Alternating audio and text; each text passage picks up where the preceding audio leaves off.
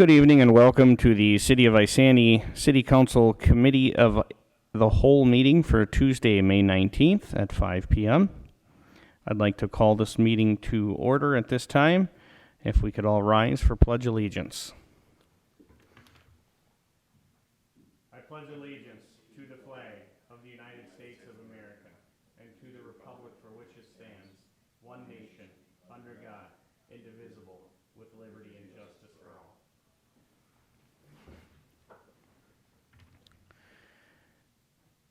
I do know that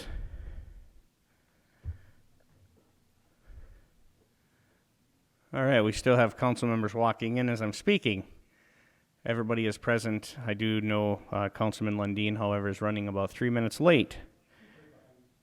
He's right behind Councilman Lundin, which now we are all present. Any public comment at this time?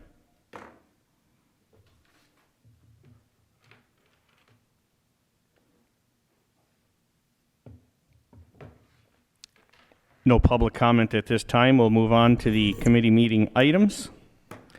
Number E1, a discussion of summer events. Ms. Wood?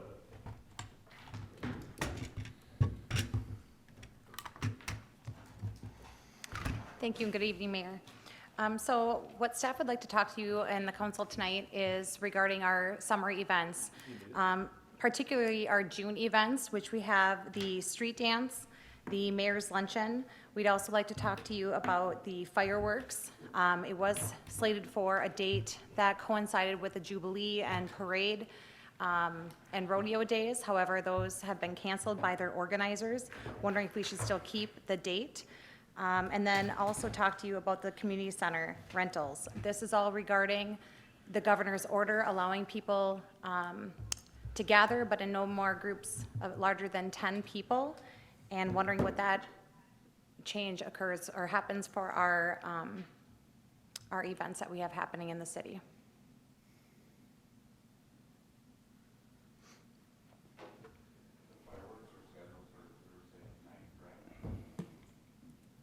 Yes, that is correct. So,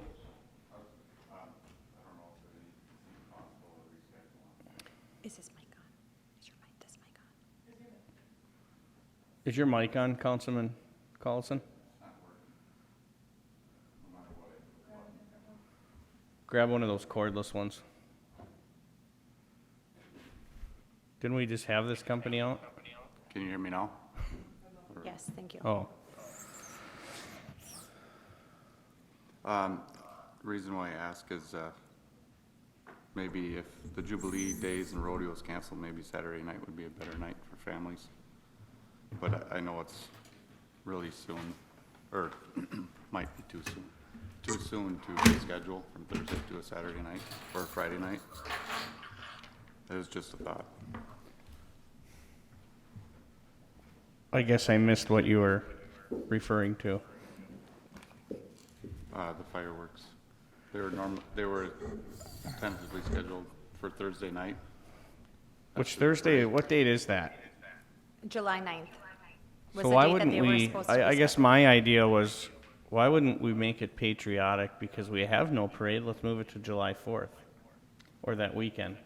It'd be pretty tough if we hadn't booked them already for July 4th. I would agree with the fact that Cambridge always has them. I think people plan on going to Cambridge. I think we get better attendance if we do it. On the weekend, July 10th? Yeah. If the pyrotechnics are even available.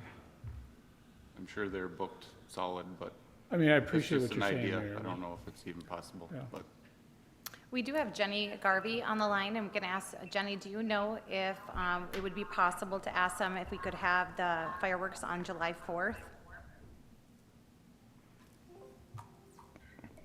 This is Jenny Garvey. I do not know if it would be possible for July 4th. So you got to mute your line. Mute your line if you're not speaking. Go ahead, Jenny. Okay.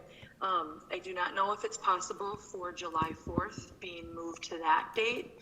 My was in communication with them, and they did say that we could possibly move it to another date, but I didn't ask specific dates in order to be moved to, so I do not have that information.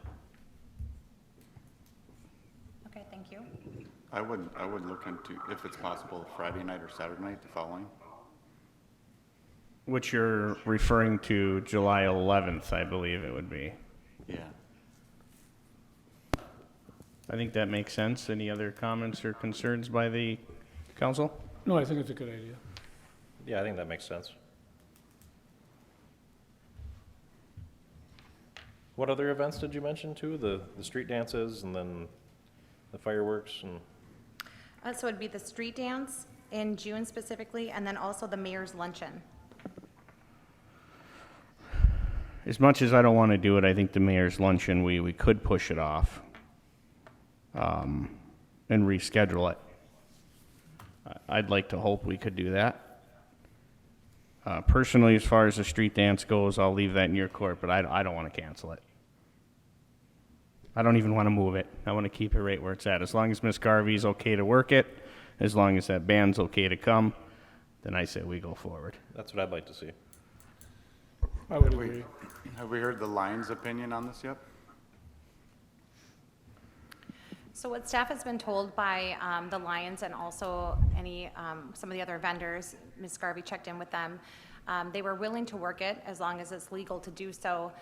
Their only concern, or one of their concerns, was that they wouldn't know how much food or beer to order if we were going to limit. So if the governor has an order that has a limit on the number of attendance of gatherings, right now it's currently 10, if that was lifted so to 50, how would they know how much to order? Because they don't want to end up with excessive amounts of whether it be beer or food afterwards because there weren't that many people.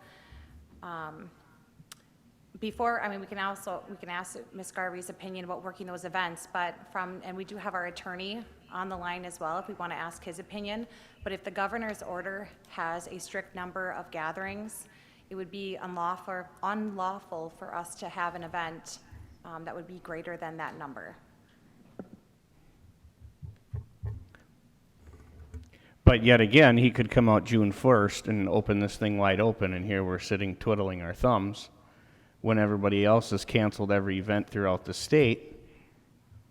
And I don't want to be one of them people. How do you undo something you've canceled? No, I agree. Once you cancel, you can't come back. So the question comes down to, do we hold off or do we go ahead? I mean, It's kind of running it down to the wire, but we kind of ran our last one down to the wire. We were going to run it to today's meeting, actually, is when we were going to pull the trigger on something else we were all discussed and contemplated, but thank goodness he said we're going to open the state up slowly starting Monday. Now we're sitting with, he's possibly going to order or open the rest of the state up June 1st.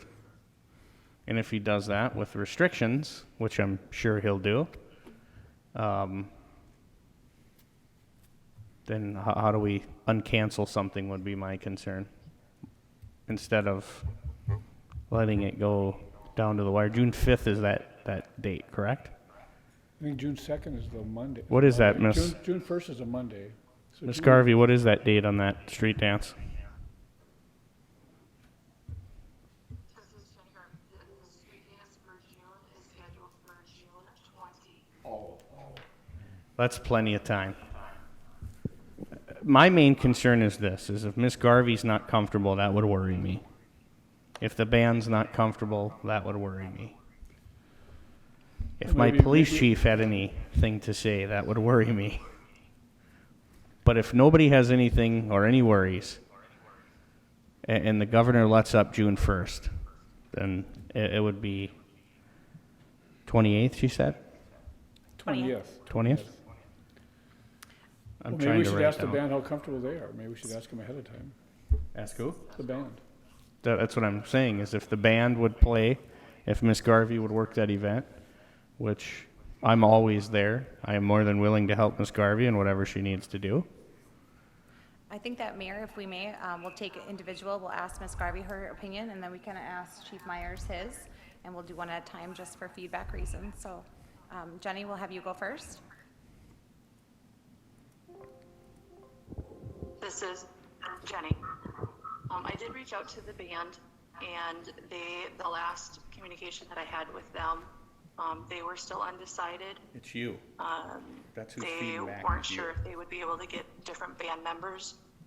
And I had told them that tonight it was going to be discussed a little bit more, and that we could maybe have a decision at that time on our end of it, and then I would reach out back to them. But I haven't heard anything else from the band for, I think, about a week ago is when I heard kind of the last communication with them. Personally, for me, I would not be comfortable working the event with the state of affairs as it currently stands. I can understand that, Ms. Garvey, but my question was, is if June 1st he opens the state, how are you going to fill then?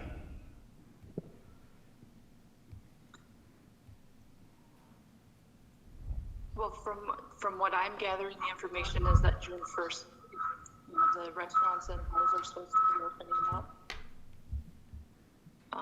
And it sounded, from what I'm gathering, is at 50% capacity. If that's kind of where I would think maybe the direction of some of these items would be going, is how we would, tell people if we could only do 50% capacity or 25% capacity or 75, whatever that number is, how we would be able to turn them away. I would not be able to do that. There's stories now where there's, people, employees getting, injured for, those same reasons. And they're not going to, it's not going to just be me that they're going to listen to. Telling them, no, I'm sorry, we're at capacity.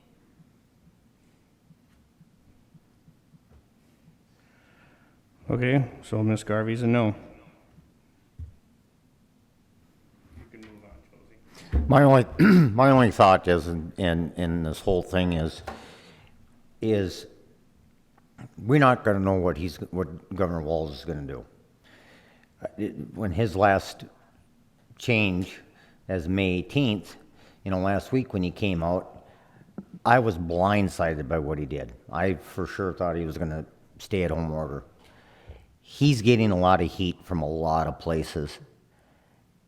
And I see all over cities that are going against this stay-at-home order, opening up. People are getting fed up. I can understand if Miss Garvey doesn't want to work it. If the band doesn't want to come, I totally understand that. But the way I stand is go as planned, wait till the last minute, cancel. I mean, we don't know what Governor Walz is going to do. We won't know until June 1st. Or later. I mean, we don't, last comment he made was all the red counties on the map are nothing but cows and rocks.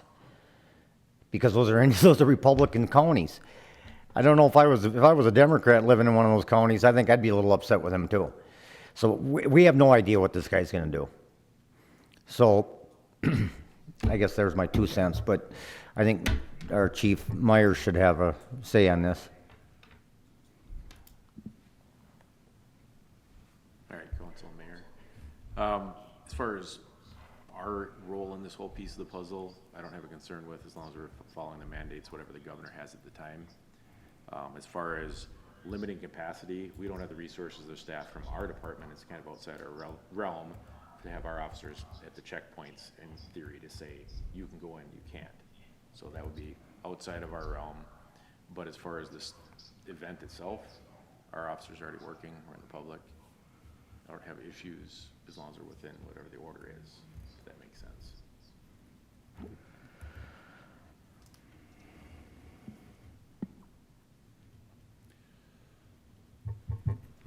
I mean, I can even see a situation where, if you had the capacity was limited, maybe we could do it.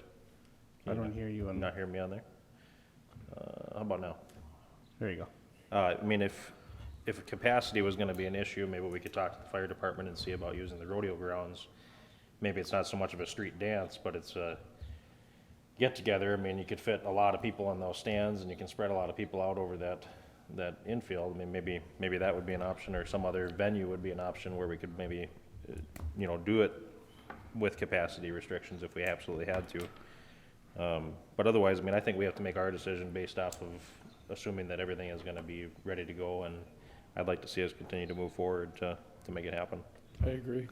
Even if we had to move that stage, instead of sitting on First Ave, if we spun it to move on Main Street to cause more people to spread out and have more room, then I'm still saying we go forward. I could understand if Ms. Garvey doesn't want to work it. Okay, I get it. I mean, I'd jump in right away and say I'll do whatever I can. I'm pretty sure I could get some of these other council members Oh, to yeah, come and help. I'll volunteer. Let's just get something going. Mayor, I do want to touch on about moving the stage. There are restrictions based on how long our cable is for the electric, because we have to pull power out of our main power box, which is right here near City Hall, between City Hall and Retail Meats right there. So we have a cable with only so many feet, so we might be able to move it, but it can't really be moved without doing a lot of We're only different going from having it sit like this to like this. So instead of it sitting on First Ave like this, you're moving it on Main like this. Doesn't it already sit like that? I would assume it would reach. I thought Okay, it sits I like guess- this, right? I'm not sure what the difference is of having the stage move like that. I guess I was just thought you were Because, talking about because you farther have, down on Main. you have Main, well, I guess Fourth Street, our First Avenue here would be just as long too. We just have to spread out. I think you should take the vendors and move them all the way to the end of to spread people out to the end of the blocked off area. Because then people have to, instead of being everybody right there, they're away from the stage, they're spread out more. If you take the vendors and push them out towards the end of the, If you have vendors that will show up. I bet you vendors will show up. People are itching to get out and do stuff. There'll probably be some, I agree with you, there'll be some, but I would guess, just talking to people, I would guess 2/3 will, 1/3 won't. 'Cause right now, a lot of vendors aren't even accepting cash. So I guess my biggest question is, how much money are we gonna lose if we cancel at the last minute? This is a community event. We don't make no money. I'm not, if this event costs us money, that's what I'm Oh, okay. referring to. So we'll have Jenny Garvey. I know that the band is willing to work with us on the damage or the deposit. Typically, the deposit is non-refundable. They were willing to work with us. And I'll let Jenny speak on that.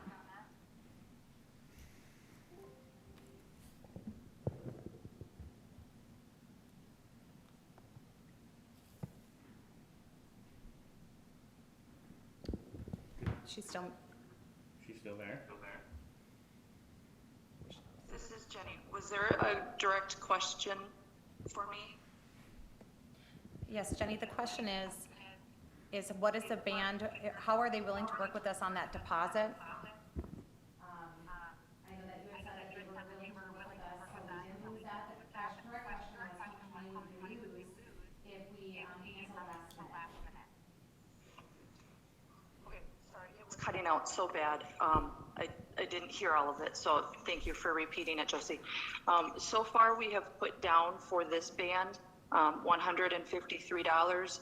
The remaining balance is $1,372, and the band was willing, as if the last communication I had with them is that if we canceled even last minute, we would still not be obligated to pay that difference because of the circumstances that we are under with this unique situation we're in. But I can certainly confirm with them, but that was the last communication that I had, is that they would be, we would not have to pay that difference, or that balance. Okay, my next question is, with the Lions, if they got an order, they order it and it goes to waste, are we gonna help the Lions pay for that? I think I think beer and alcohol sits pretty good. I think they can just put it in wherever they store it over here and save it for the next We'll ask weekend. Jenny that, excuse me, Councilmember, we'll ask Jenny that question because I know that she did have some contact with them. You are muted, so I'm going to repeat the question. So Jenny, the question directly is, how much are the Lions willing to come, and how are they willing to potentially, be willing to order just what they think might be enough and then to have it canceled last minute? How do you think their feelings are on that?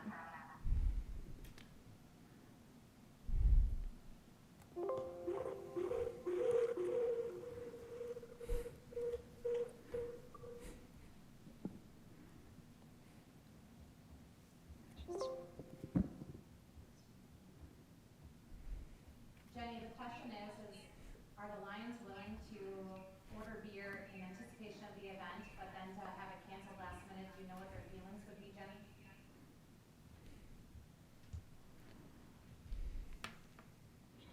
Hear any of the first part, so thank you for repeating that, Josie. I don't recall specifically what the Lions had said if they were okay with. They haven't put in their permit, so I don't know specifically. Don't recall specifically with what Joe was comfortable going forward with for the Lions.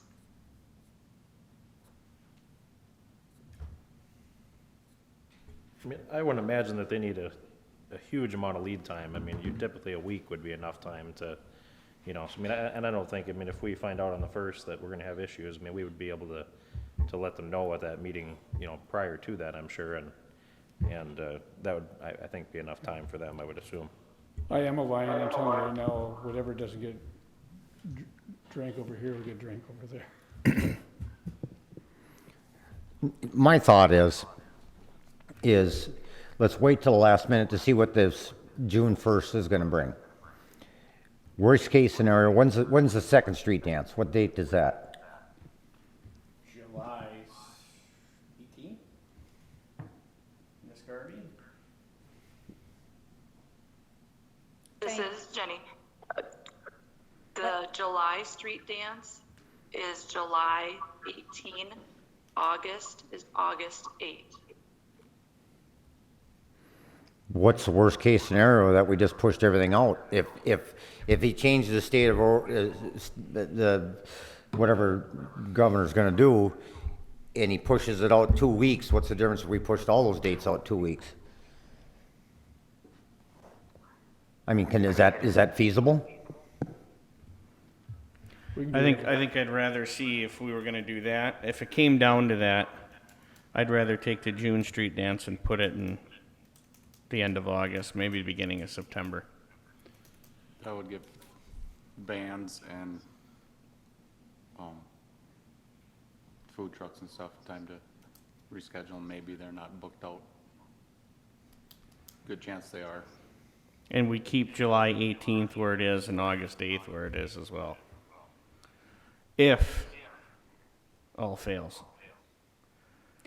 So we're going to cancel As far as this June 20th one, I'm going to stand tall and saying I'd like to see it stay right where it's at. I concur. So Mayor and Council, so I'm hearing you correctly. What the wish of the council is to wait until maybe our first council meeting in June, which would be June 2nd, I believe, to make a determination potentially on that date, seeing what the order has changed from the June 1st date. Is that correct? Correct. Correct. Is there any way we could put a survey out there so we can get public input on this as well? Because that's our biggest concern, safety of the public. I can admit this, that anywhere I go, whether it be Coburn's, the hardware store, the Federated Co-op, I mean, anywhere I go in the public's eye of the city of Isani, or I just happen to be standing in my front yard, I've had people approach me and say, "You're not going to cancel the street dances, are you?" So, and I've had more saying they don't want to see it happen that do. And if someone wants to cancel, they just don't show up, you know what I mean? Wear a mask if you don't feel comfortable. If you don't, I don't think the chief's gonna arrest you. But at the same time, if it's governor's orders, it could be a different story. But as of June 1st, if he opens up the state, then we don't have an issue. If he still keeps it closed, then we have an issue. But I would like to see it stay right where it sits until that June 2nd meeting, at least. I have to say this much, as many people have I talked to and ran into, they said, God, please don't cancel street dances. People are getting stir crazy. They're stuck at home. They can't do anything. They're looking forward to something that's going to happen here and get out of this, all this going on. So I think we just got to wait till the last minute. Would we want to maybe coincide the fireworks with the street dance on the 18th? And it's only like 1 week apart then, if we're doing it the 11th and a street dance 1 week following. You know what I mean? You were muted at that time, so if you want to repeat that. Oh, sorry. Too many buttons to remember pushing here. I was just saying that if maybe we want to look at moving the fireworks to the 18th to coincide with the street dance.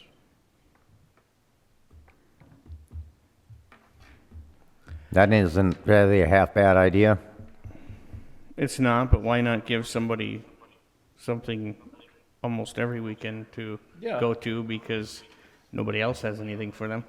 Yeah, no, I don't disagree with that either. So, I think there might be a visibility issue though, maybe. where the fireworks would be lit off compared to downtown, a lot of mature trees, things that way. Yeah. People's Well, either way, it would still happen at Bluebird Park.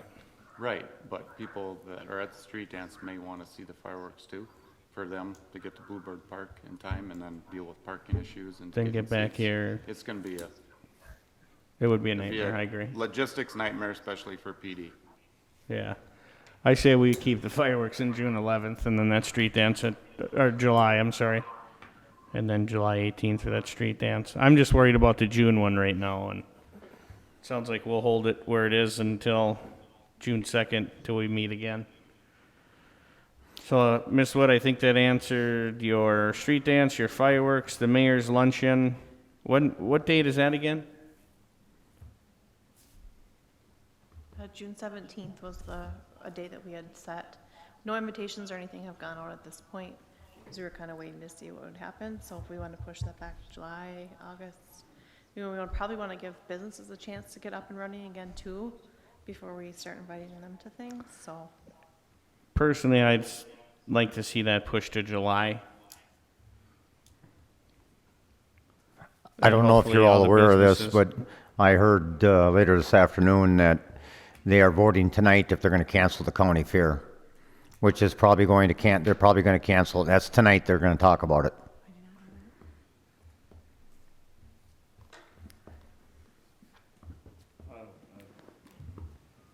Too bad our meetings are at the same time. I would have attended that one. Yeah, it's a bummer.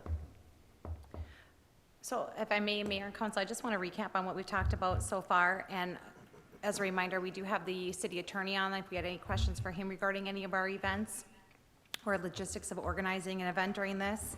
But what I'm hearing is we're going to wait until the June 2nd city council meeting to discuss the street dance for June and forward. We are going to request to the fireworks people that we move the date from the Thursday 9th to July 11th, see if they have that date available for us. If they do not have that available, are we going to move back to the Thursday or? Saturday night. So try to go between a Friday or a Saturday night? That would be Okay. my opinion. So staff will work on that with what they have available. We will be moving the mayor's luncheon from June 17th to a date to be determined in July. And all of our events will be placed into the summer Isantian edition. That'll be going out very shortly. It's being created tomorrow. So we will work to get all these logistic changes into that. And then the last thing to discuss would be the community center. Currently, the community center is closed to rentals because no gatherings could be held, with the exception of senior dining, to make sure we still have Meals on Wheels going out to our seniors in the community, and also the blood drive, because it's very important to make sure we keep that going, and they have requested to keep it open, and which they are allowed to do so. Otherwise, we have the community center closed until the gatherings has gone greater than 10. Is that okay with city council? I'm okay with that. I would agree. I'd agree. Yes. The other people that are planning on having weddings there and stuff like that have already booked it, or is it pretty much nobody's planning on using it right now at the moment? To my knowledge, I know that there was one wedding date, but I believe that would have already had happened, that needed to reschedule it. It had been canceled because we closed the community center to the public. I'm not sure if there's any more dates. I know that Jenny did work diligently to talk to everyone who had booked to reschedule it at a later date. We're not rescheduling currently because we didn't want to have to cancel on them again.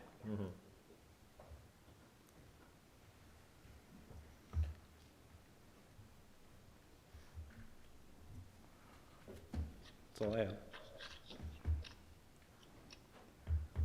This is horrible. I can see your face, Councilman Gordon. I agree. Unfortunately, we have to work with what we got. But I guess the majority of us said we were okay with that.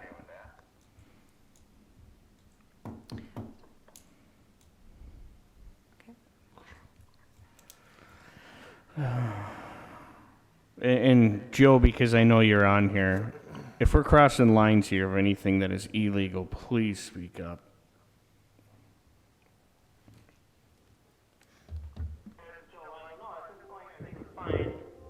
Delaying until we get more information from the state on what's going to happen. We're going to find out some more tomorrow, and then again shortly before the end of the month. I don't expect there to be huge changes in public gatherings right away, but we'll wait and see. Thank you, sir. I appreciate that. We'll move on to item E2, liquor updates.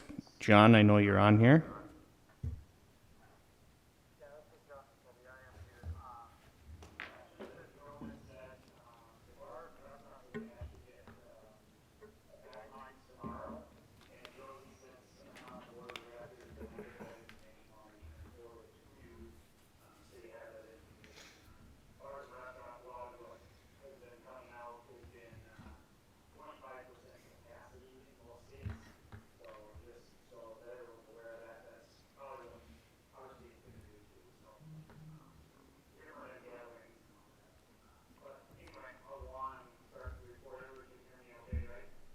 Yep.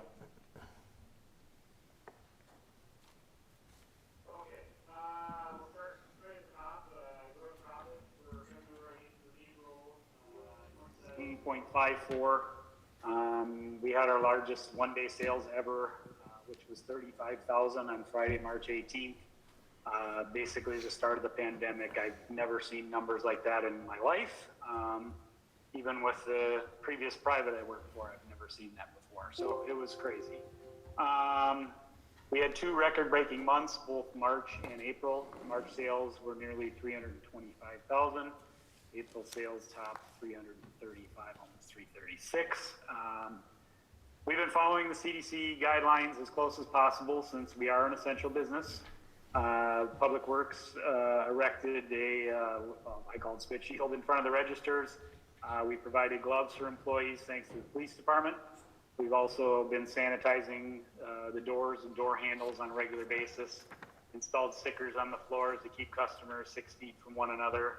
Our hours of operation have been modified, Monday through Saturday, 9 to 8, and Sunday, 11 to 4.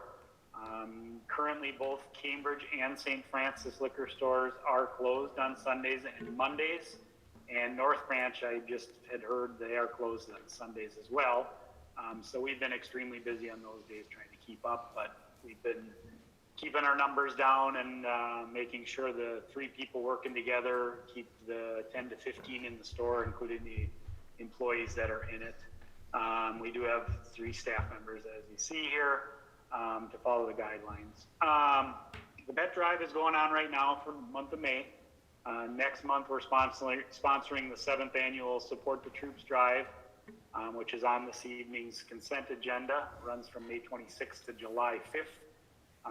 And as we discussed, we'll make sure that Memorial Day, that we do give the senior veteran discount on that day to make sure that we're given that discount on the troops days. So, and we'll do the same on Labor Day and Veterans Day. So, next category, we faced many out of stock since the pandemic started. Suppliers are doing their best to accommodate in any way they can. We're selling more ready-to-drink items and drink mixes. I've never seen this before. Hard to keep it full due to customer demand. Sales reps have been calling in orders over the phone in order to stay out of the stores. We've gained large numbers of customers asking for Total Wine proprietary items so they can avoid the big box stores.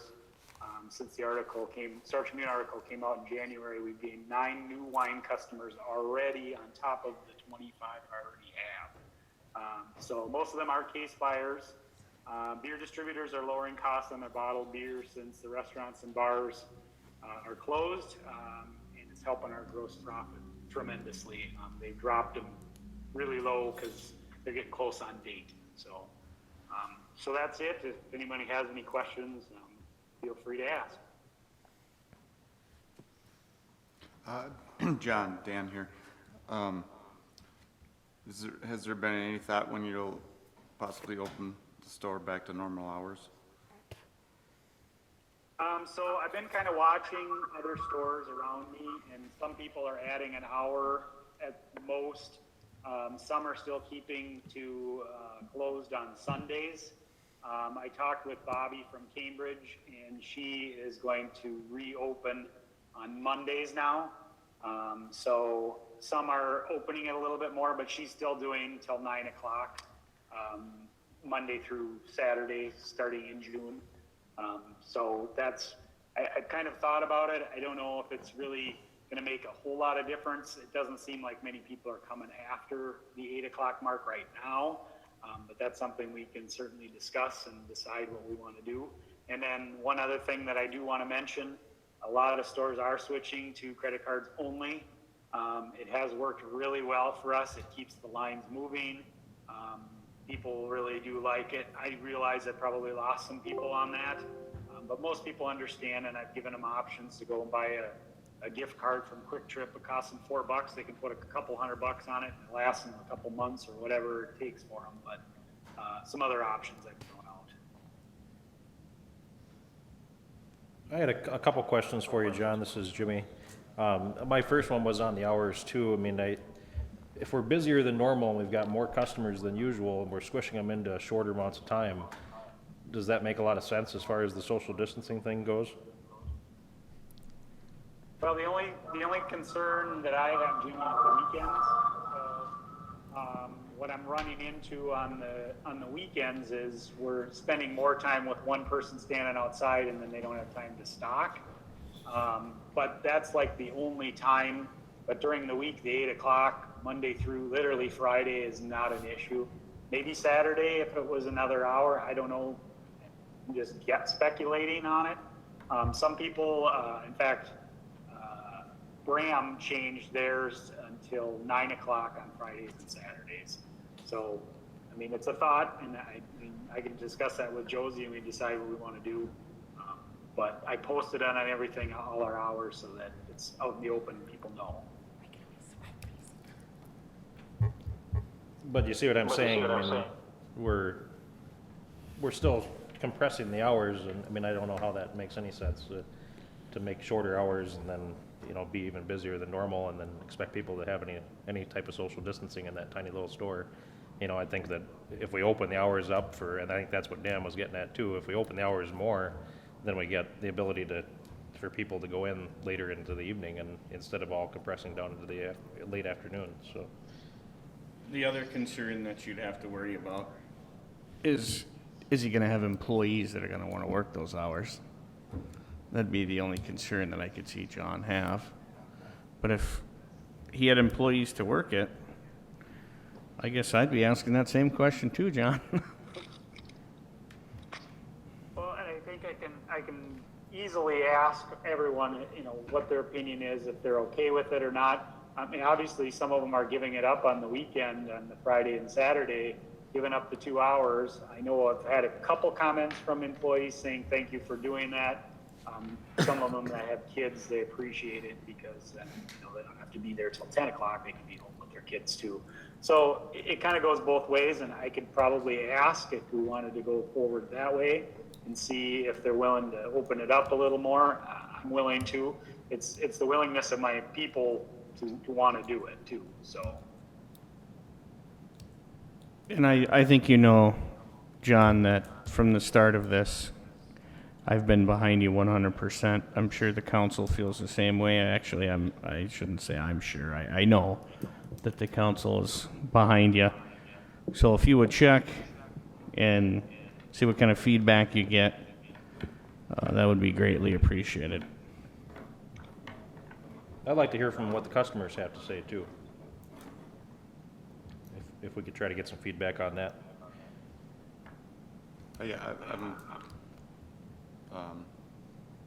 I can understand the employees' concern, but they also need to know eventually the hours will have to go back to normal.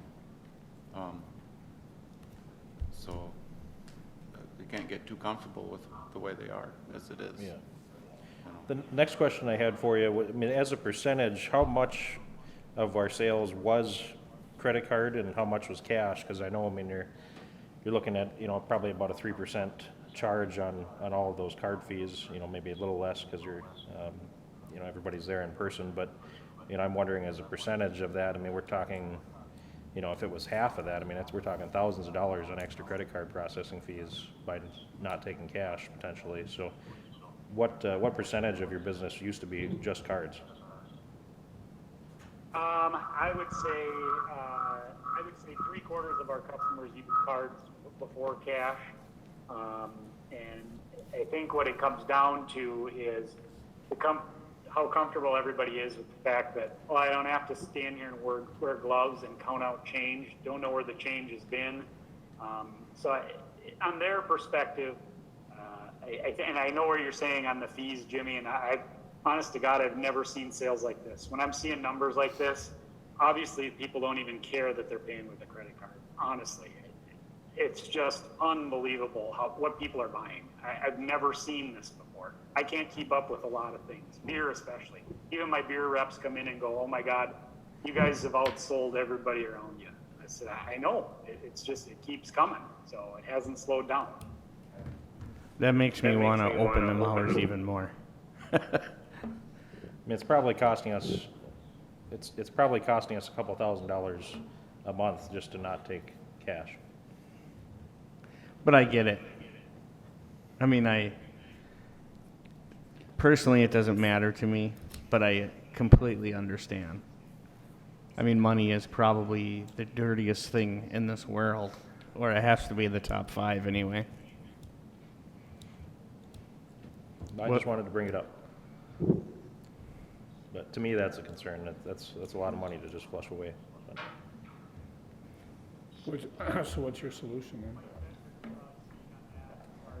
Put gloves on the cashiers? I'm not saying you're wrong, I'm just wondering if you have a solution. John's talking. I think John wants to. Maybe he knows that, I don't know. I can ask him. He's talking. He's been talking. I got it all. Mr. Becker, did you hear that?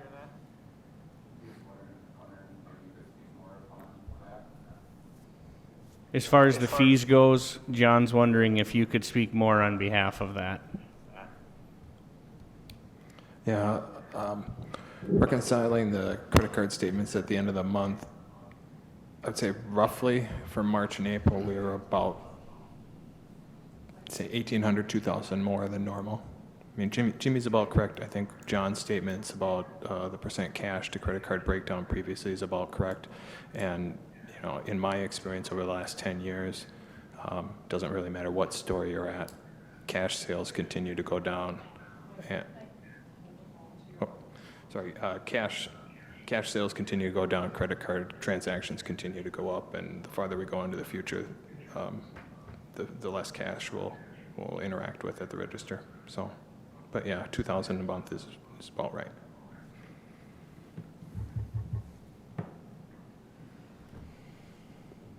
I mean, I'm not saying we need to switch it, I'm just saying it's a lot of money. It adds up.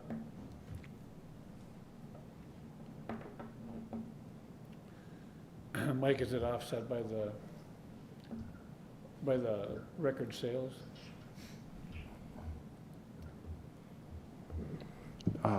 Without a doubt. I'm sorry, what? Without a doubt. Oh, okay. Previous sales record were 302,000 in July and August of last year, almost dead even in those 2 months. And to be hitting 330, 335 now in these months, yeah, and at 25%, 27.5% margin, yeah, we do fine.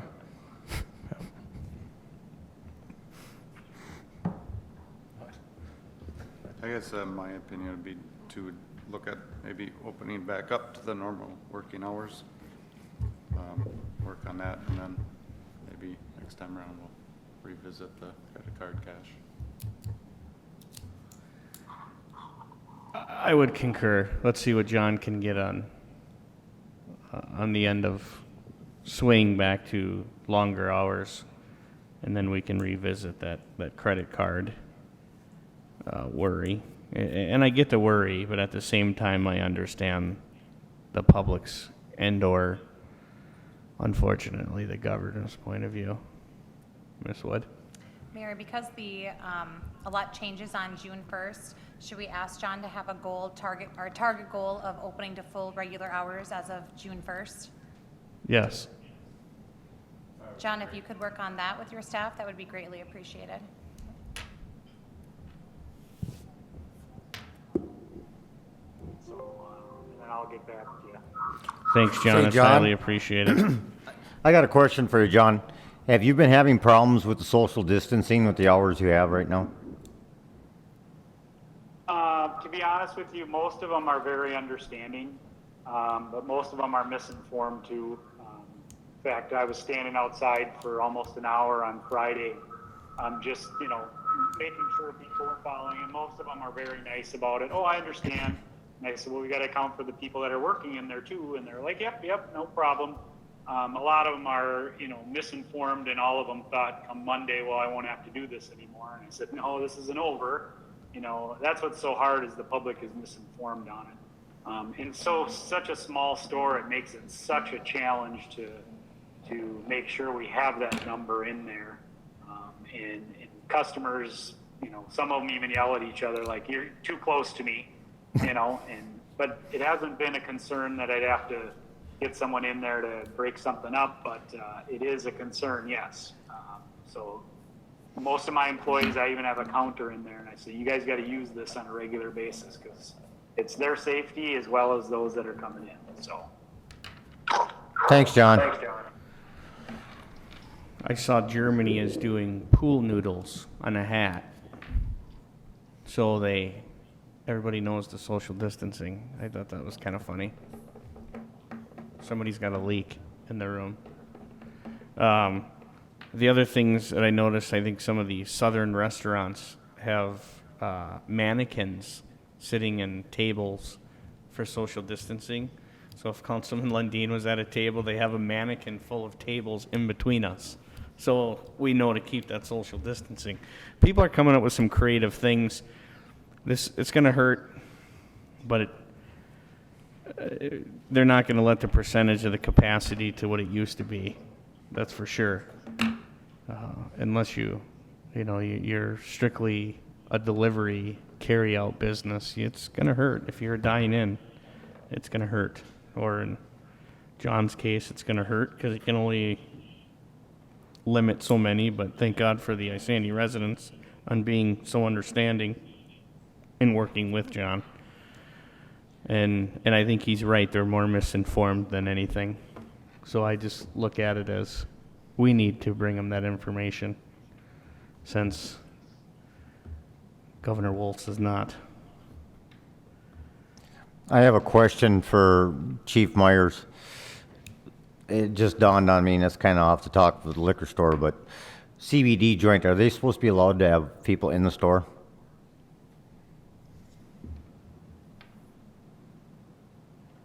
they weren't for a while, then they had the curbside sales. And then I think they're opening up, be June 1st, but right now they're doing curbside sales. There's people in that store. There's people been going in and out of that store. I've seen it. Take a look. Thank you. All right, let's move on to item E3, review the comp plan update. Thank you, Mr. Mayor. Hi. So I just wanted to give one more opportunity for the council to take a look at our comprehensive plan update. We did have our public hearing already for this back in January. It's been reviewed by Planning Commission, and so I just wanted one last opportunity for the council to have, if you have any questions, comments, concerns, changes, and then at the next meeting in June, we will bring the final draft and the final format forward for adoption. I have no question. I think you've pretty much spelled it out the last time we discussed it. I would agree. I think I think a superb job has been done on that, Ms. Selman. So I don't have any gripes, questions, comments, or concerns. Off the topic, though, I do got to say, I did send Ms. Wood a text message over the weekend. Our state representative, Brian Johnson, called me over the weekend to tell me that the communications had been crossed with the Tibetan community, that we had applied for a $1.5 million loan. Grant. Thank you, Ms. Wood. And I was blown out of my slippers. And right away I was like, Josie, what is this? And Josie said, I don't have a clue. I didn't have a clue. She didn't have a clue. Nobody had a clue. So I said, Brian, halt that. Halt it immediately. And it just ended up being a cross in communication. The Tibetan community was very apologetic and making sure that they cross their T's and dot their I's. I'm sure they're new at this. They don't know what's going on. Somebody misapplied or misfiled or something happened there, but thank goodness that I have that relationship with Mr. Johnson, that he can just call me on a weekend and, hey, I don't mean to disturb you, but, so I wanted to make you aware of that.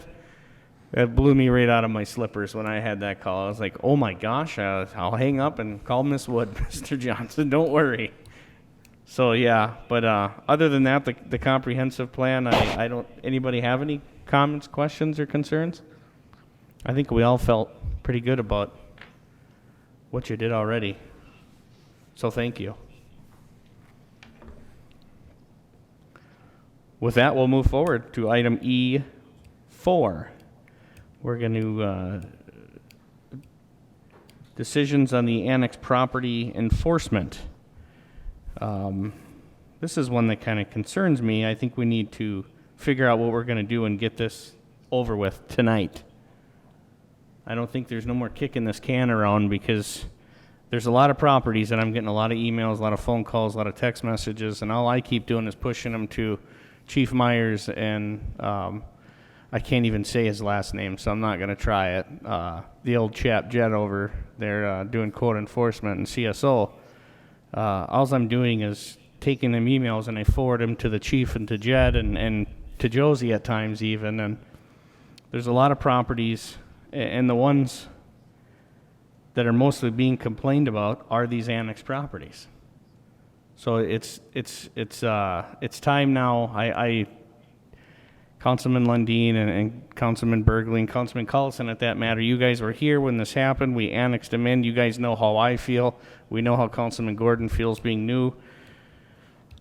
They kind of got shafted, but at the same time, we kind of bent a little bit for those annex properties, but now I think we need to decide what we are going to enforce, and we need to enforce it, period. Thank you, Mr. Mayor.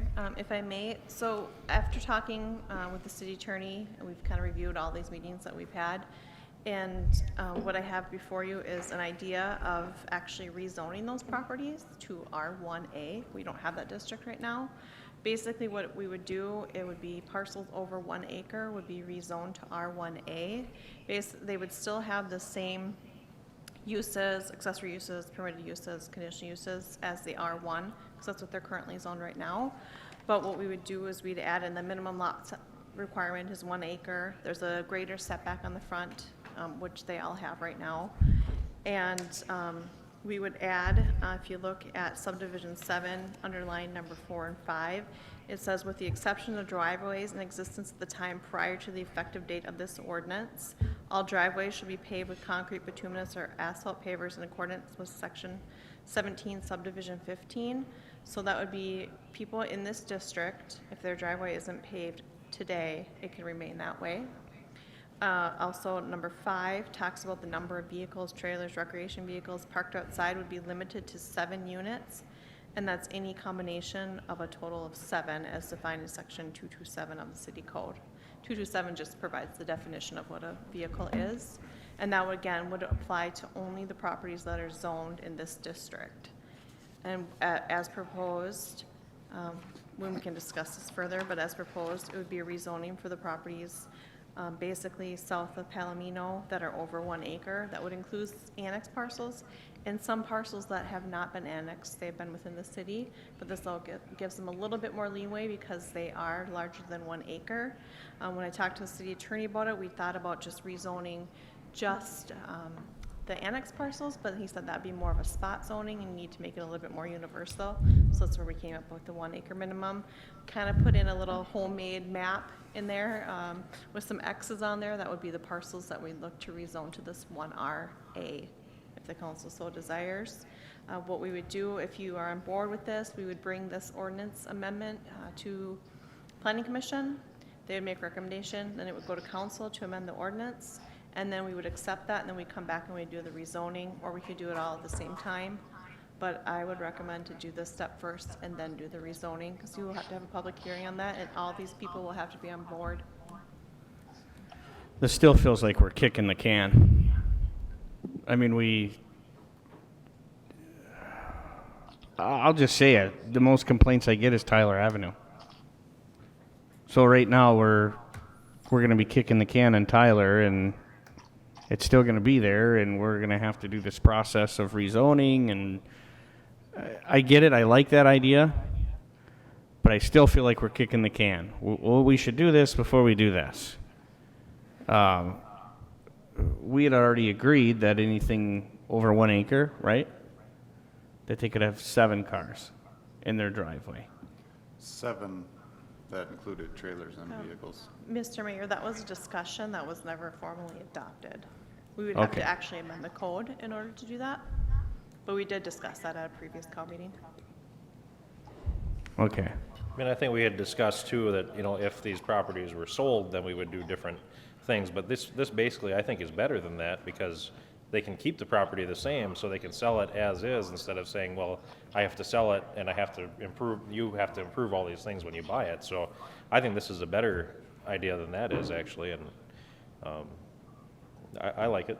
Which the ones you just read? Yeah, I mean, that's because it basically is the same thing. It's letting them keep their driveway the way it is, but the way we were originally discussing it was, well, they had to come up to code once they sold. Well, then that would be a problem for the new buyer, and, you know, now we're not think- making them do that. It's just gonna stay that way. I think our main concern here is the trash, the junk vehicles parked around. We don't want them sitting there until they decide to sell their house, and then the new owner has to deal with it. I would concur with that. Yeah, do we know, Ms. Selman, how many people are in violation based on what we have now, or what you just read, or? Oh, I don't have that number. All of the code enforcement now has gone over to the CSO, so I'm not sure where he's at with the complaints. But at one of the call meetings, we did talk about enforcing the junk vehicles and enforcing the garbage, debris, that type of thing. That's not discussed in this ordinance. That is something that, if the complaints have come in, they've been actively enforced. Not the number, not the type of the driveway, but if it's, you know, up on bricks or if there's garbage outside. Parked in the grass. Yeah, those have been enforced. So this is what I'm not disagreeing with Councilman Gordon. I think your R1 idea, I like it. I'm all for going forward with that. But I still feel like I'm kicking the can around that. For instance, I believe I notified Chief Myers about Tyler, and the answer that I got I didn't much like, but he was 100% right. well, you guys didn't decide in what you were going to enforce as far as the junk went, so how do I have Jed go out and enforce something that you guys haven't made up your mind on? So that's why I'm saying we're kicking our can around here. We need to, I know the plain English, but I got to keep it rated R on this bench, so we need to crap or get off the pot, so I'll say that. Wasn't that what Ms. Selman's proposal does? Or Yeah, not? we're just going to delay a little more, I guess, but How soon can we get it to city council? Her proposal, though, doesn't deal with trash and vehicles that aren't licensed or parked on grass. But I don't think that was a concern from the residents, though, really. I mean, I No think matter it was- what area is zoned what, you have to abide by those. Yeah. I don't care if it's R1, R1A, you can't have vehicles parked on grass, you can't have garbage piled up in trash. That really has nothing to do with zoning. That's citywide ordinance, basically, as far as residential goes. Miss Wood, do you have I don't know who caller 3 is on there, but they keep coming up as they want to talk. Oh, it's Councilman Burgley. Leave it to you not to put your name on there. So here's what I suggest we do. Let's go along with Ms. Selman's idea, change this rezoning to R1A, is that what you said? And now let's just finalize this. Any garbage, vehicles without current tabs that aren't running, those are in violation. Garbage laying around, it's in violation. I don't think we're asking too much of anything. And I would assume all the neighbors in there would prefer to have their neighbors clean their garbage up. So, you know, tires, garbage debris, trailers that are falling apart, that aren't road available without tabs. Let's just do it, be done with it. She needs, I think, you know, our attorney has advised us that this is what we should do first to get it to R1A. Okay, let's take that step. Now let's go to the next step. Let's get that garbage verbiage in, be done with it.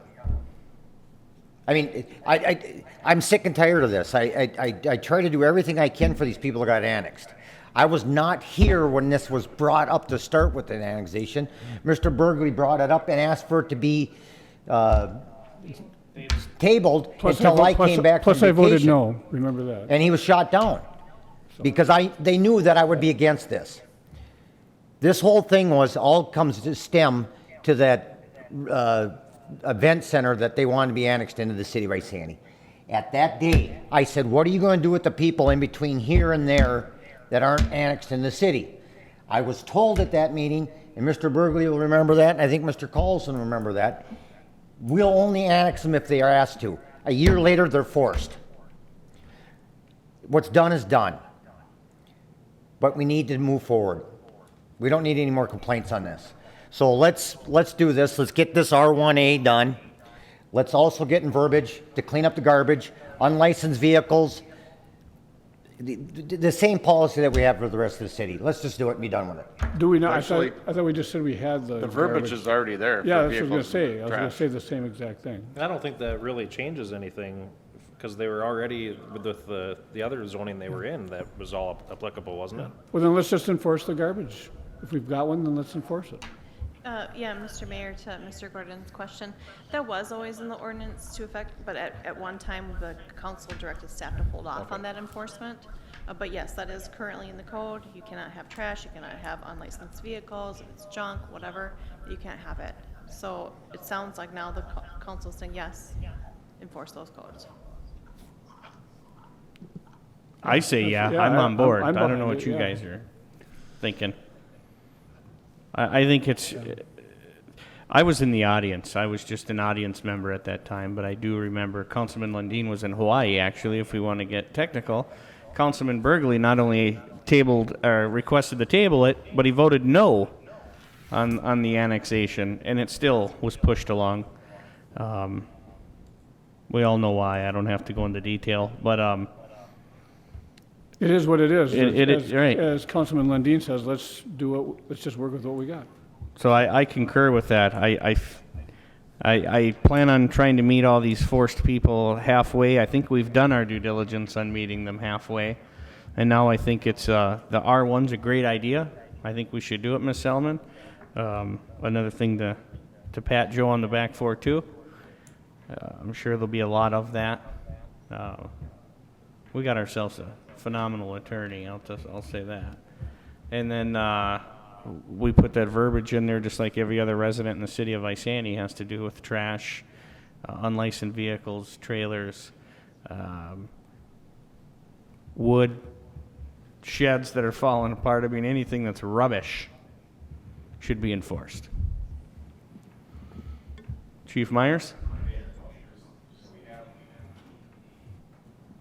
Rubbish ordinances out there, and just so I'm not clear of what you're looking for, in my opinion, once we get everything lined up, because the issue we have, let's say we have a house over here with just garbage, which we could enforce right now, and we have the house over here that has 7 cars, which under our ordinances right now would be a violation. So it's gonna be hard to go and deal with this person, but not that person. So it'd be easier for us to do it when everything's enforced, so we can actually go down the line and treat everybody the same, versus going here, but not there yet. Does that make sense? Am I on the same page with you? Yes, sir. I think we should also, that what we discussed in that meeting about the 7 vehicles, acreage, all that thing, I think that needs to get in this verbiage now. Instead, I think we all agree that we should do this.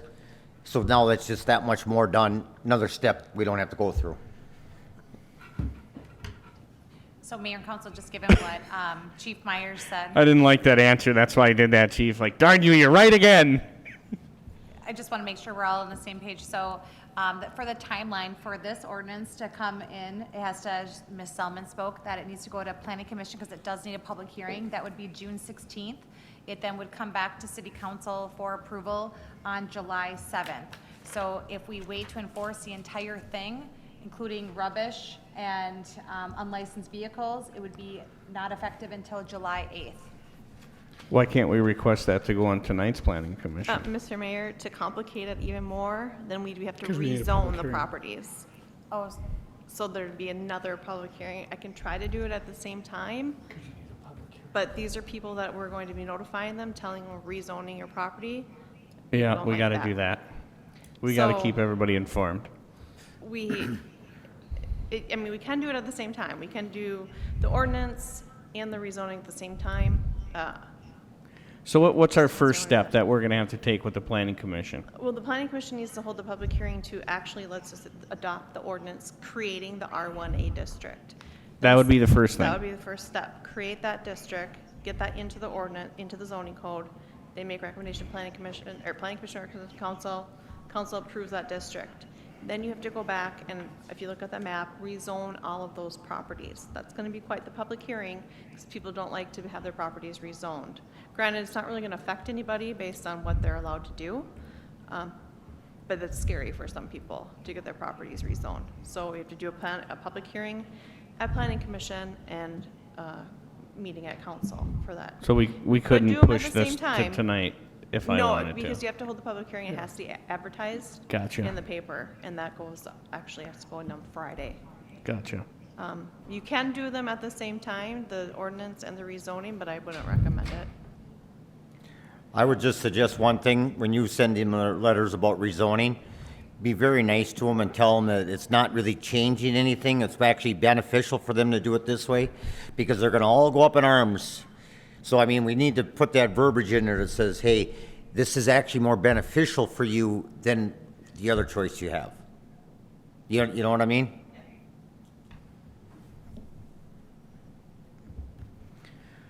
I agree.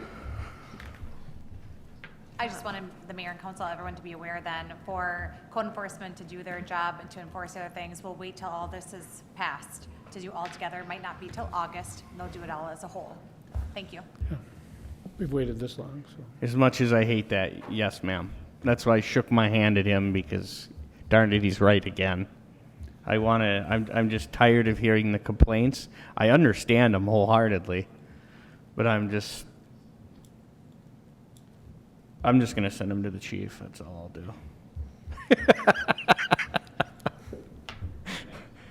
We'll move on to item E5, building permit fees.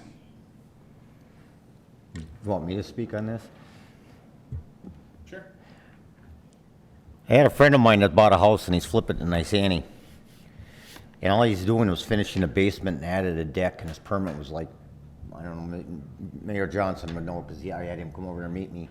It was almost like $1,200 flipping dollars. There was a $400 fee in there for plan review to put up 3 walls in the basement that are non-bearing, non-structural. This is ridiculous. We're gonna nickel and dime our residents to death, and they're not gonna want to pull permits to do stuff. And they're only gonna hurt themselves by not pulling a permit, but why should we discourage them? I think that the permit fees for finishing a basement off should be a straightforward, flat-out fee. Be done with it. The inspector needs to go out there twice. Once the walls are framed and once they're finished. And they're done. And if they fail inspection, then it should be a re-inspection fee at that point. I think MinSpec is making enough money on this thing that I think that we should be able to straighten this out.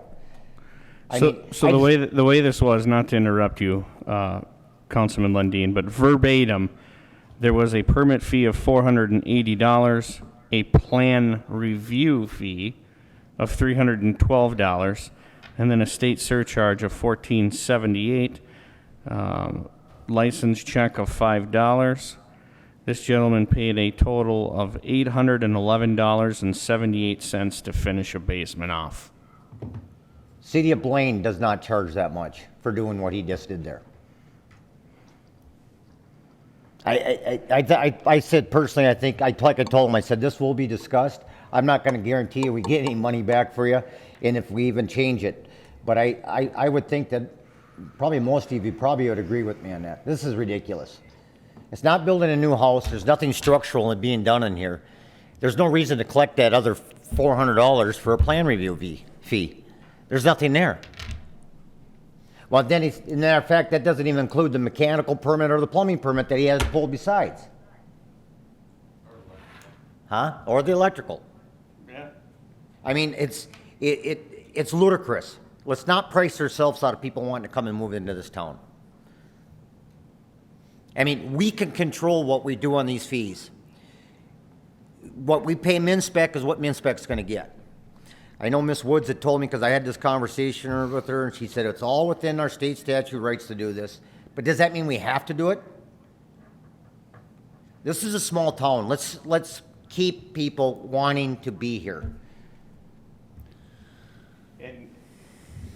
And I was present with Councilman Lundin at this gentleman's home, and there's not one word that he just spoke that I cannot disagree with. So, again, I'm not guaranteeing anything's going to happen, nor is he, but I'm not disagreeing that we are nickel and diming these guys. I mean, why would I want to move in this city and build a new home or finish off a basement to a brand new home or anything of that matter when you're just going to nickel and dime me with every fee in every corner that I turn? I think it's a little crazy. So I don't know what this council would like to do, but I would think we would like to do something. So I am open to any suggestions. Ms. Wood. Thank you, Mayor. Mayor and Council, I've asked Sheila to research into this and to talk to MinSpec about our fees. So if we could let Ms. Selman speak on behalf of this item, that would be great. Thank you. Thank you, Mr. Mayor. Our building permit fees are adopted every year in our plan, or fee schedule that the council adopts. It's every single year we adopt a fee schedule, and all of those are laid out. So this is something the council has adopted. In order to change that, you need to change your fee schedule. Also, we are following state statute, and plan review is based on 65% of the valuation of the project. So they take that based on the value of the project. Also, the permit in question, they also did do a deck, so there's plan review for that deck as well. So that's how they came up with that. Yeah, fees are high, but it's based on the valuation and professionals reviewing the plans. If that is something that the council wants to change, then we do need to change our fee schedule. Then let's review it. I mean, I think we should review it, and I think we Absolutely. should discuss this, because I'll be honest with you. There's no permits more expensive than the city of Minneapolis and St. Paul, and this is getting borderline right there. I mean, If I would have known the plan, I never paid attention to a plan review in there. There's no reason for a plan review. If you're building a new house, that's a different standard. Then you need a plan review to make sure that you got this and this and that done. But when you when you finish a basement off, unless you're changing something structurally or building a deck is something structurally, but even then, those are both simple things to look at. A deck is, you can only go so far, and then you gotta have a header. You know, you gotta have to have something to carry the weight, and it has to be so big. I did notice on I see in Cambridge community page, somebody was complaining about getting their deck permits for their deck, and they've been waiting a month for again. So Councilman Lundin, who decides to do that plan review? Is that MinSpec? Well, it's within the state statutes to do, but that doesn't mean we have to do it. Well, that's my question. Who's deciding to do it? MinSpec would have to do the plan review. Okay, but you're saying they wouldn't have to do it? Not on a simple basement finish, no. Well, I'm not arguing with you. I'm No, just trying to on a understand. simple basement finish, they don't need to do that. State statute does require plan review. Who does? The state statute, if there is a permit to be pulled and plan review is required, they would have to review it. If it's non-bearing walls, maybe you could do something that says if you're just putting up walls, but they check egress, any rough ends, they have to make sure that it's structurally sound. I mean, there are things that need to be reviewed. So that, I mean, we are following state statute. And that, again, our fee schedule is what we've adopted. Well, even if we have if we have to have a fee schedule, then greatly reduce it, I guess. Then I think what I would propose is we revisit that fee schedule, and I would ask that you gentlemen actually pay attention to it. Yeah, but to look at an egress window, when he comes out to do his framing inspection, pulls up a tape measure. That's 30 seconds to do. It doesn't take a rocket scientist to figure that out. But hey, I'm going to charge you $300 for that 30-second Yeah. tape measure. Yeah, so I mean, it's $100 a second. Mr. Mayor, again, it is in our fee schedule. It does state 65% of the value of the permit. We adopted that. That's why the people are being charged that. That's actually across the board. That is in the state statute. If we want to change that, we can. Then we need to revisit. Yeah, it needs to be revisited. If that's something you want to change, you can. But also, we've been doing this way for a very long time. If you look at permits, when we had our own inspector, same fee schedule. So this isn't new. It's not pleasant for people to pay that much. I mean, I had a deck. I had to pay over $500 for a deck permit. Did I like that? No. But that was what my city had adopted. And they were following state statute. Doesn't matter if it takes them 5 minutes. It's still the value of that permit. Well, 500 would be better than 800. I'd take that. And you live in a total different city than this one. I didn't do a basement finish. It was just a deck, and it was based on the value of my deck. Same exact statute. But I have taken our fees versus Blaine versus St. Paul and Minneapolis, bigger cities per se, and we're pretty darn close to their fees, if not more than some. So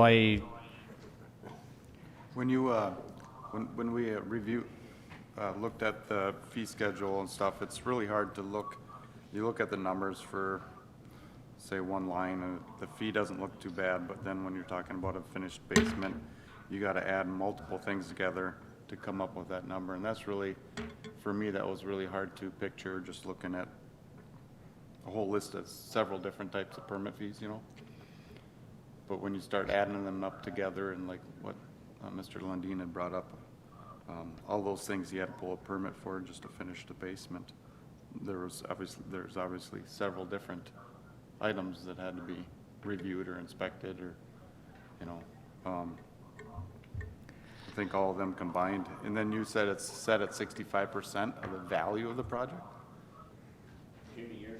For plan Oh, sorry. review, the plan review fee is set at 65% of the value. The homeowners put the value on the permit application. So I guess my question is, when, I'm not, you know, I've never done construction for a living, so I guess my question is, if I'm putting up 3 walls, I'm looking at studs and sheetrock without electrical or any plumbing, I'm looking at maybe $200 in materials.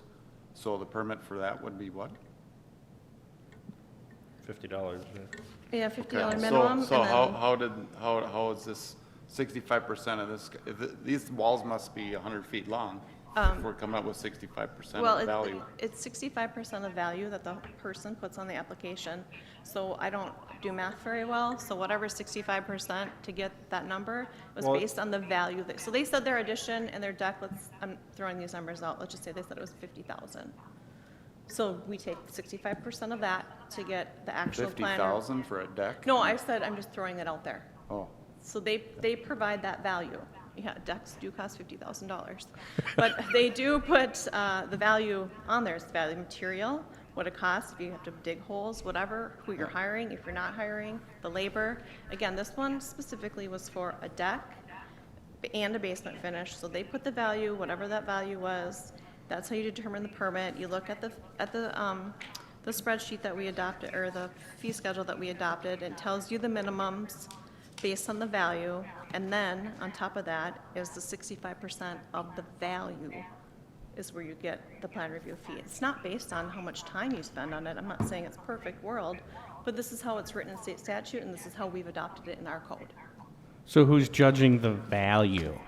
The applicant who applies for it puts the value in. If it seems like they put $1, obviously that's not correct. So MinSpec has a program that many building inspectors use. They put that in there, they figure out the valuation. But then again, then you're gonna get people gonna say it's $1,000 to do this thing, and then all of a sudden MinSpec's, no, that's $10,000. If I finished my basement on, which is already done, but if I went up and they said it's only gonna cost me $2,000, and they said, no, that's gonna cost you $20,000, they're wrong. Because my time is worth nothing if I did it myself. that's what I was getting at as far as. So that's the materials. whole point. That 65% of the value is who's determining that value. All of a sudden, MinSpec says, I'm determining that value because your numbers don't sound right to what I think it should be. Then they're a general contractor, and that's conflict of interest. So that's why I said, I think, just to cut this all short, and I think, I'm going to say this, I think we should revisit these fee schedules and have a conversation at a later date and how we can address this. I concur. But on that one that you're talking about there specifically, because it's 65% of the permit fees, right? So, No, the Value. value of the project. The The value. value of the project. I don't have the numbers in Well, front of me, but but I mean, maybe if Mike it's can help me out with some $400, math then- here, but that's the permit fee, not the value of the project. The permit right, fee but is it's by. written, like number 26 in there, it's written, it's 65% of calculated permit fee when applicable. So it's 65% of the permit fee, it's not of the value of the project. Well, that's what it is in state statute, maybe this was written incorrectly, but it's 65% of the value. But you're right, I do see that it says the calculated permit fee. 60, and his permit was So that would be 400 like, if the permit's something. $50, it's gonna be 65% of that for the Right. plan review. That's how I would read that. Right? That's the way I'd have read it. So how do you get $400 and then you've got the other part? I mean, the $400 is 100% of the permit values that he has there, unless he's got other permits that, This is the actual permit that I took a photo of. yeah.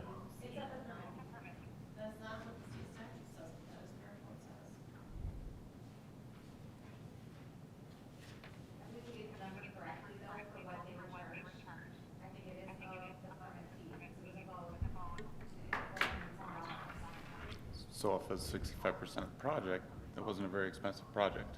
He paid more than half of what it costed him to do the project and a permit fee.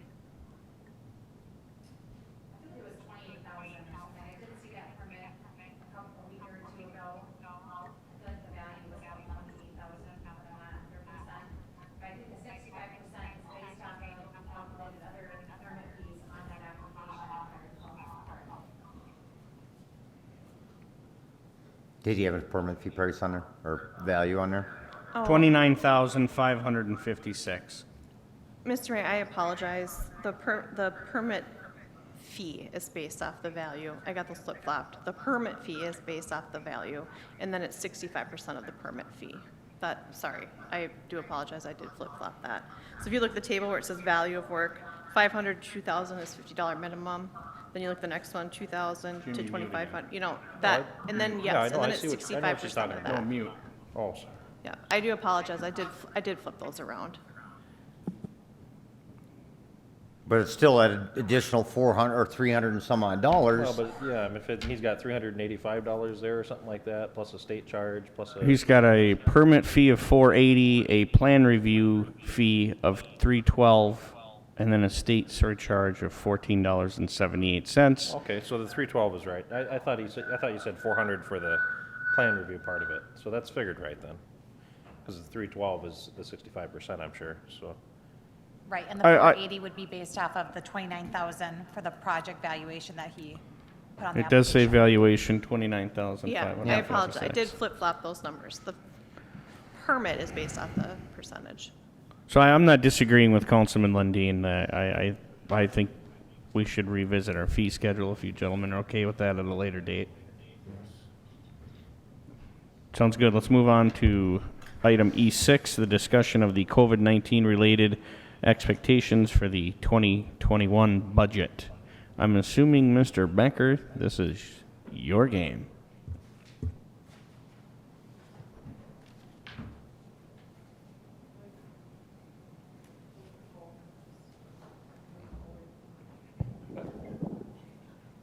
Can you hear me now?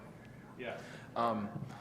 So the reason I've added this to the committee of the whole meeting tonight is that next week we're going to start having meetings with department heads going over the budget for 2021, right? It'll be just the very first meetings to start to put that in place. What I wanted to do is to gauge the council's expectations for the 2021 budget. Some cities across the state are going to be in a real hurt in 2021. The cities most likely to be in a really tough spot are those that rely on things like lodging tax, car rental fees, sales tax, especially sales tax, park and user fees. For those cities that have that type of a revenue structure, or at least heavily dependent on that type of revenue structure, they're going to be in a really tough spot. That's not us. That's not our situation. The two things for us for 2021 that might be, at least currently as I see things, most impactful would be is if we were to have a significant amount of delinquent tax payments, or if we had an unallotment of intergovernmental revenue. So if LGA were to get cut, so if LGA were to get cut significantly or in total, that would impact our budget, obviously. But before I start putting this together, get to a point where we're bringing that 2021 draft to the budget workshops, I want to know if the council has an expectation about what they want to see in that 2021 budget.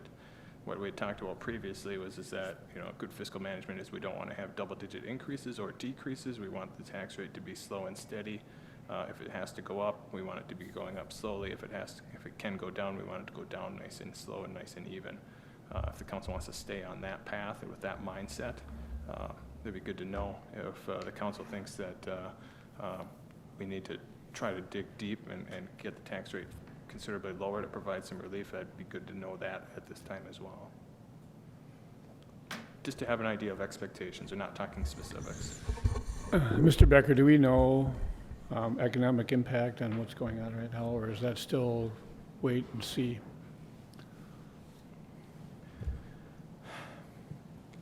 I think, so right now the thinking is, well, there's a few points.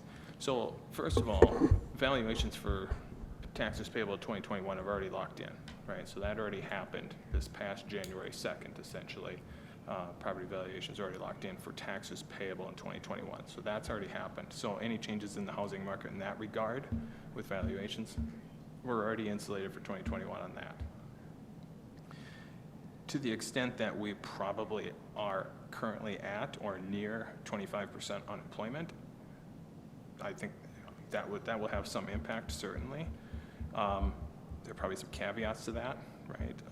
Currently, this is not Great Depression type territory in my mind, simply because at this point we're paying people to not work. There's a big difference between 25% of your population not working and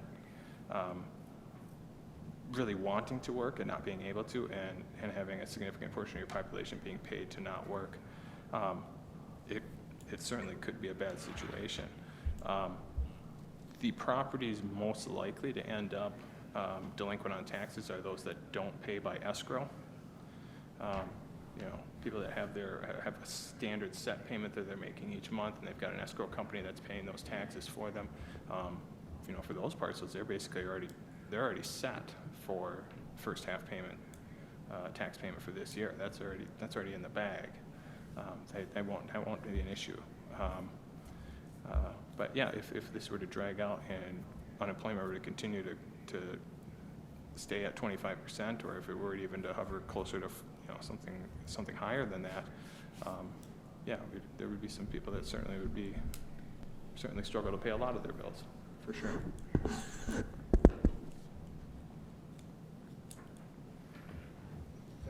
Yeah. I can see this, Ms. Woods had mentioned to me that this was coming up, and I totally agree with her. I think we got to look at the great possibility. I'd rather us not raise taxes if we don't have to. And I think every resident would like to see taxes drop. And the only way we could possibly do this without raising taxes is we're not going to stop doing the things that we want to do here. It's just going to delay some of those, things coming down the pike. Capital replacement stuff, or building, some building work done or whatever. So I think that's what we got to look at, and I guess I'm all on board for that. Are you talking about the goal setting stuff? Kind of like goal setting stuff, or even capital replacement stuff that we've had discussion and we've been putting money into. If there's a project that we could put off for another year, it's very possible that they're going to cut the LGI funds. I can about guarantee it's going to happen, because I don't know where the state's going to recuperate this money. And the only way they're going to do it is not giving it to us. And I think that I'm all on board on, and my 2 cents worth is not cancel a project or something, but maybe push it out a year, or maybe a couple of years or something. That's just the way I look at it. We could, and if we do get our LGA funds, we can always put it back on the table. But I think we should look at that being something done.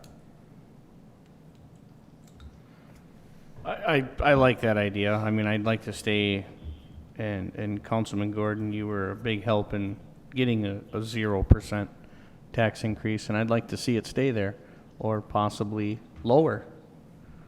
And if that's going to be feasible to happen, unfortunately, Councilman Lundin and Ms. Wood are right. We'd have to push projects out a year or two, but if that's what we have to do, then we have to do what we have to do to make sure our residents are not being taxed to death. Yeah, I mean, I'd like to see us dig deep and try to provide some relief for people, and if we have to push projects back or put capital improvement items on hold for a while, then I think that's something we should do. But, Mr. Beck, go ahead. well, I mean, I'm not even against canceling some current projects as far as the street maintenance project, and, I mean, I know we've started the process for that, but, I mean, I'd be on board with even maybe putting the brakes on that, but yeah, I think we need to do whatever we can to lower taxes and keep people, keep it easier for people to pay, especially now. Mr. Becker, is it fair to say we really don't know at this time what's going to happen with this whole thing, do we? I mean, I get 25%. I mean, I read the papers, 25% unemployment. But we don't know when the money's going to run out, or when people are going to go back to work, and it's all up in the air. I mean, is it true? It's hard to predict right now. Is that fair to say? Yeah, I think that's absolutely fair to say. What I really wanted to know ahead of time here before we start putting this together, before we start putting this first draft of the budget together, is to find out if there are any really hard set feelings on the council that I absolutely need to see this happen. I want to know about that, because there's good reason in the current economic environment to understand that some people might have some very strong feelings about how the budget ought to go. And I wanted to make sure that I was clear on that ahead of putting together that first draft, so that we're not barking up entirely the wrong tree. But To my mind, I think for us financially, I think the biggest concern would be losing LGA. I'm not so sure that we're going to lose it entirely. We may very well get a little bit less, but I've already got some thoughts in my mind about how to handle that, how to deal with that, and be able to continue on that path of good fiscal management, where if we do have to raise the tax rate, we're raising it a very small amount, and hopefully we can continue with that goal of slowly ticking that down. Right now, I don't see that as being wildly unreasonable. So this is what I would say is, generally this council is pretty good at sharing their feelings with you, and you pick up what we're laying down, and you're smart enough to know which direction this council wants to go, and knock on wood, so far so good. We've done phenomenal. So I would gather at this moment you pick up what we're laying down, and we would be answering your question already. I think I understand how to proceed, yes. I guess I'd like to know how the rest of the council feels. I mean, I appreciate Councilman Gordon's feeling on zero taxes and that type of thing, but I'm curious how the rest of the council feels about foregoing this street improvement project. I mean, you guys agree with that, or? Some of the stuff is state aided too, so you can't just, Yeah, and I'm not talking Sixth Avenue. I mean, I know that that's, realistically, that's costing us $60,000, that's not, so I mean, I think that needs to go forward, but I'm talking just more about the maintenance project. yeah, I guess in my opinion is the first things you look at are the things you can do without. Fireworks,